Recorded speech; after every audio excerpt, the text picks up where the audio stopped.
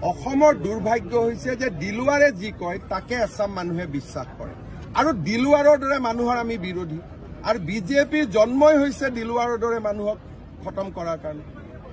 গতিকে এইটো যাত্ৰাটো এইটো যুদ্ধটো চলিবই মোক বেয়া পাই ভাল পাই লাভ নাই দিলৱাৰ মহবুবুল এনেকুৱা ধৰণৰ যিমান মানুহ আছে সেইবিলাকক কোনো আইনৰ বিৰুদ্ধে নহয় আইনৰ ভিতৰত থাকি খতম কৰাই মোৰ কাম গৌৰৱ গগৈৰ পত্নীৰ যিটো প্ৰসংগ এইটো পাছপৰ্টৰ ষ্টাম্পটো মই ৰাজনীতি কৰি মাৰি দিব পাৰিম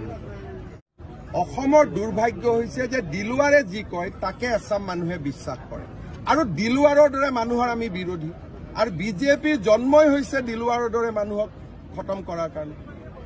গতিকে এইটো যাত্ৰাটো এইটো যুদ্ধটো চলিবই মোক বেয়া পাই ভাল পাই লাভ নাই দিলৱাৰ মহবুবুল এনেকুৱা ধৰণৰ যিমান মানুহ আছে সেইবিলাকক কোনো